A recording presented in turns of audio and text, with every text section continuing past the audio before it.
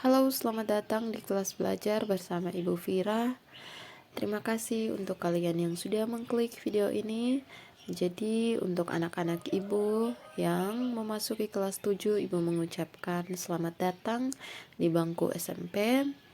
Dan selamat datang dan selamat bertemu bersama Ibu Vira dalam kelas IPA. Jadi untuk pembelajaran IPA kelas 7 semester 1 pada kurikulum yang baru, kurikulum Merdeka ini, kalian akan menemui lingkup belajar yang pertama, yaitu hakikat ilmu sains dan metode ilmiah. Nah, untuk mempelajari ini terdapat beberapa indikator, yaitu kalian harus mengetahui apa itu sains. Yang kedua, mengetahui laboratorium IPA, merancang pengukuran atau percobaan, dan juga pengukuran sendiri. Dan yang terakhir yaitu kalian melakukan pelaporan atas hasil percobaan. Nah, dalam part ini kita akan belajar apa itu sains. Baik anak-anak, apa itu sains? Tahukah kalian bahwa sains itu ada di mana-mana? Ya, coba kita mengingat lagi. Apakah kalian masih mengingat topik atau materi mengenai fotosintesis pada tumbuhan yang dipelajari di kelas 3 SD? Ataukah masih ingatkah kalian topik atau materi mengenai penggolongan hewan berdasarkan jenis makanannya yang dipelajari di kelas 5 SD? Misalnya ada omnivora, pemakan hewan pemakan segalanya, kemudian herbivora, hewan pemakan rumput, karnivora, hewan pemakan daging, dan juga insektivora.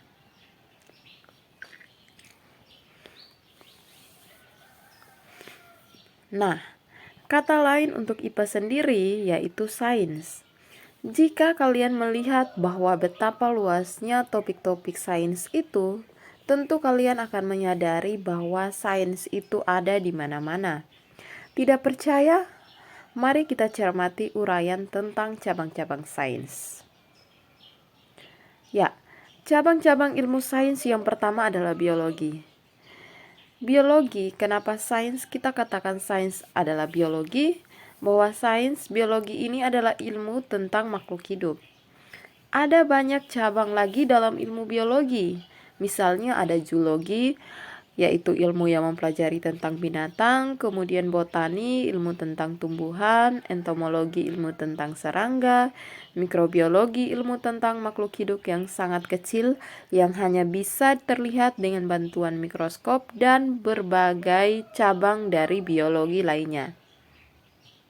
Nah, selanjutnya ada fisika. Sains adalah fisika. Jadi fisika itu sendiri adalah ilmu tentang gejala dan juga fenomena alam dan sifat-sifat benda di sekitar kita, termasuk perpindahan dan juga energi. Nah, beberapa cabang ilmu fisika misalnya mekanika, yaitu ilmu tentang gerak benda, kemudian ada elektronika, ilmu tentang arus listrik dan magnet, dan juga ada optika geometris tentang alat-alat optik, dan juga masih banyak lagi. Selanjutnya ada ilmu kimia. Sains adalah kimia. Kimia merupakan ilmu tentang berbagai hal mengenai materi, yaitu terbuat dari apa, sifat dan perubahan dalam suatu reaksi kimia. Nah, cabang ilmu kimia sendiri antara lain farmasi, yaitu ilmu tentang obat-obatan, radiokimia tentang zat-zat radioaktif, kemudian kimia organik tentang bahan-bahan kimia yang ada pada makhluk hidup, serta kimia anorganik tentang bahan kimia dalam benda-benda. Selanjutnya ada astronomi. Nah, astronomi sendiri adalah ilmu tentang planet, bintang, dan alam semesta. Semua benda langit dipelajari dalam astronomi, termasuk matahari, dan terjadinya gerhana, komet, serta asteroid. Semuanya dipelajari dalam astronomi. Kemudian ada juga ekologi.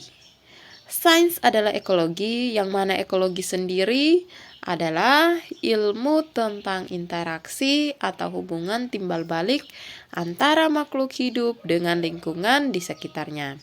Nah, bidang ilmu ini membahas tentang berbagai masalah lingkungan, misalnya polusi udara, tanah, air, serta efek perubahan iklim dan kepunahan hewan tertentu.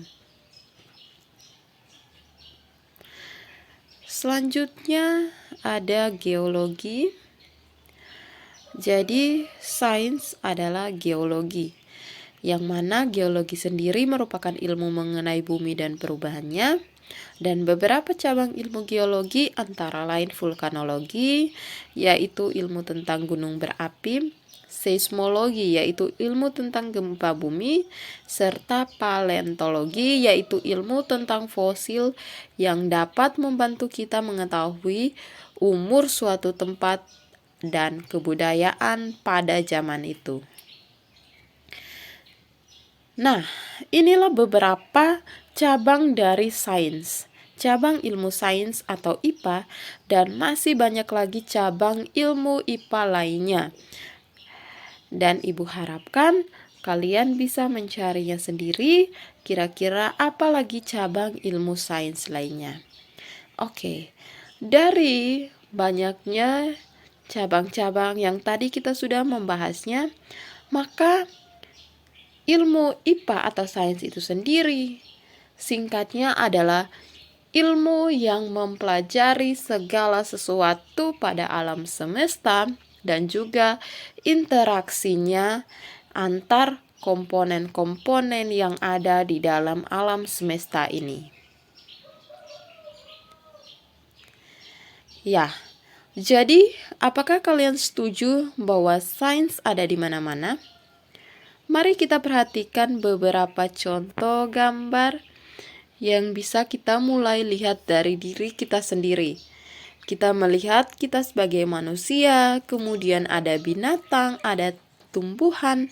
Semuanya itu adalah bagian dari sains.